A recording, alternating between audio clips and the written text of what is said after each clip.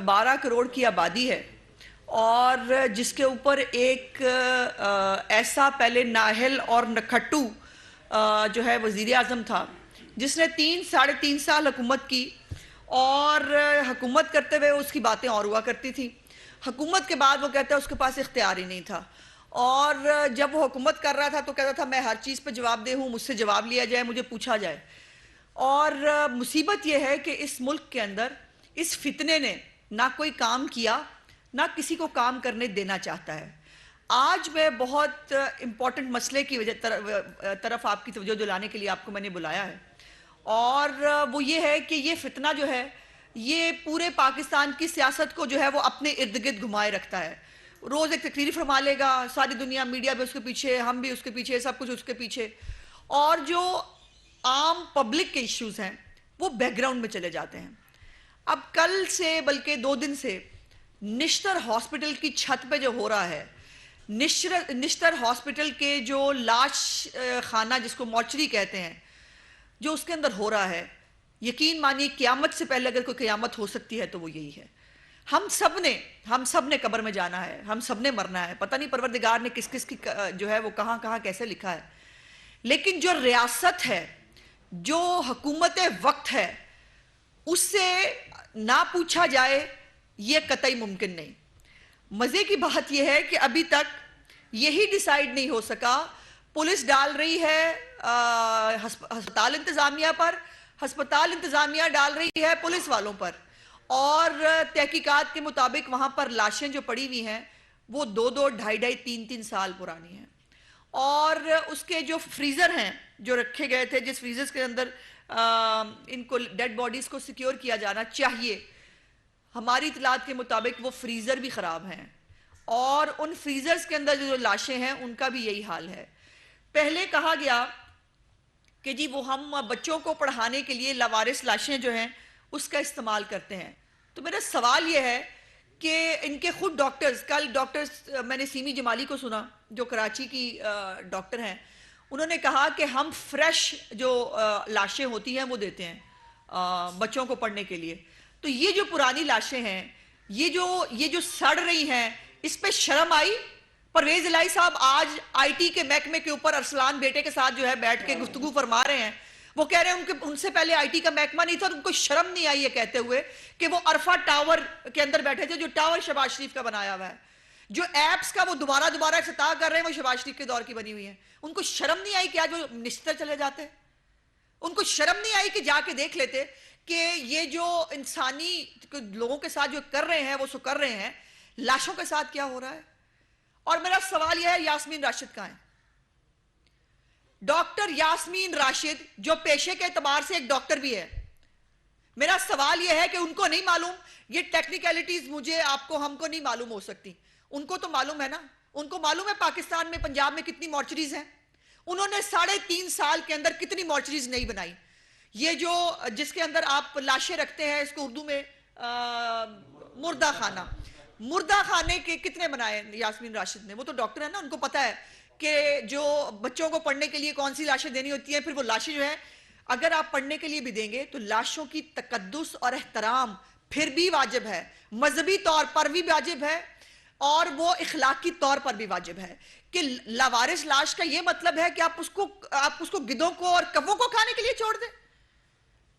क्या लावारिस लाशों का ये मतलब है कि आप उनको सूखने के लिए जो है और बारिश में भीगने के लिए छतों पर डाल दें? आपको शर्म नहीं आई?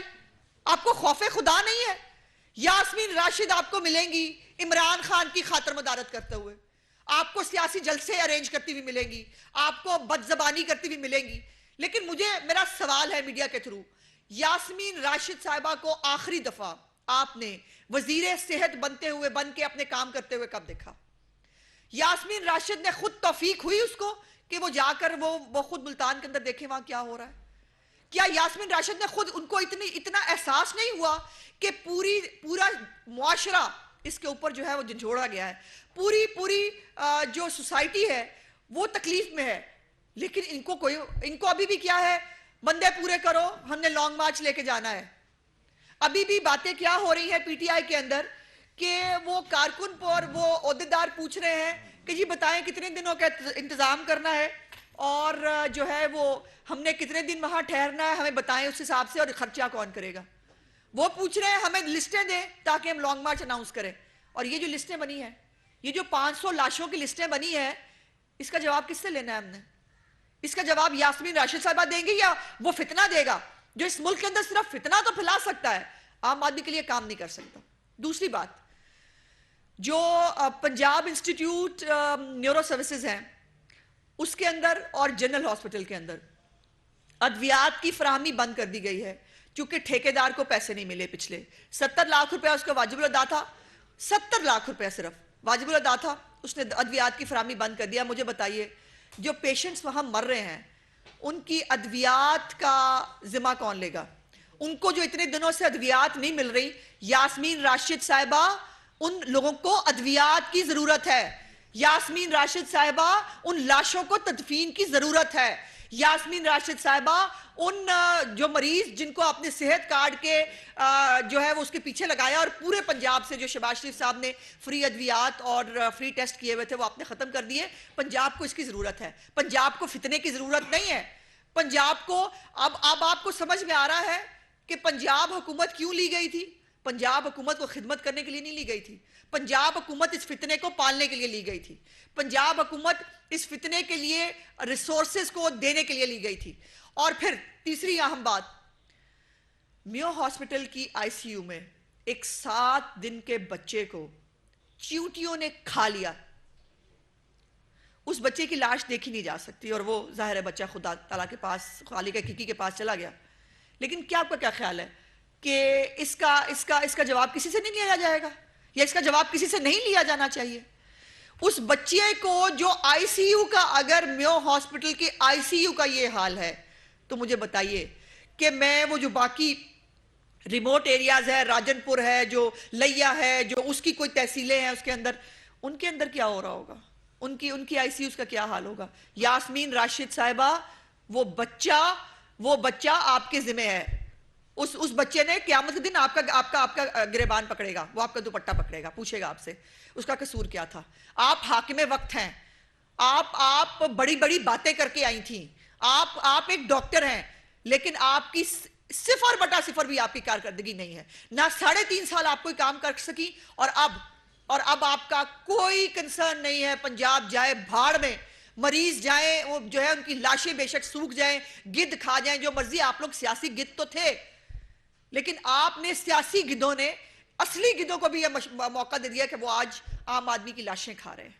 وہ لاوارث لاشیں لاوارث نہیں ہوا کرتی. قانون کے تحت وہ لاوارث لاشیں حکومت وقت کی ذمہ داری ہوتی ہیں, حکومت وقت ان کی وارث ہوتی ہے.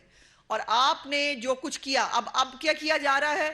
اب وہ مٹی پاؤ, وہ جو مٹی پاؤ ہوتا ہے, اب آج کل وہ چل رہا ہے مٹی پاؤ. لیکن مٹی پانے نہیں دوں گی میں آپ کو, قطعاً نہیں ہوگا. یہ نہیں ہو سکتا. اگر ہم سب کو as a Pakistani, as a انسان, سیاسی پارٹیاں چھوڑ دیں جو بھی ہوں گی ہماری, کیا آپ کی روح بھی نہیں لرزی؟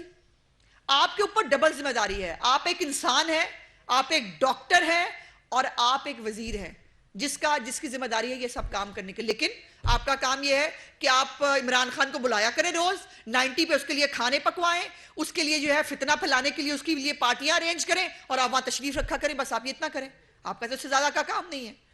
اور وہ جو ہے وہ باقی پوری پنجاب حکومت جو ہے وہ صرف عمران خان کو, وہ آپ نے سنا وہ پرویز الہی صاحب نے کہا ہوا ہے عمران خان کا خیال رکھا کریں. تو یہ عمران خان کا خیال رکھنے کے لیے آئے ہیں, عام آدمی کا خیال رکھنے کے لیے نہیں آئے ہیں. نہ ان کا عام آدمی سے کوئی لینا دینا ہے.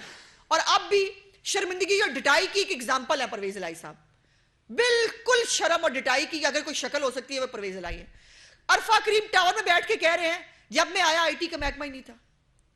جن ایپس کا بار بار افتتاح کر رہے ہیں, ارسلان بیٹے کی کارکردگی پوچھو تو صحیح, سوائے چوری کرنے کے وہی تمام ایپس جو شہباز شریف صاحب کے دور کی بنی ہوئی ہیں, وہ چوری کر کے اس پہ اپنی تختی لگانے کا. اور ارسلان بیٹے نے صرف آج کل ویسے غداری سے لنک کرنے والا کام بھی ان کو تھوڑا کم ہوا ہے.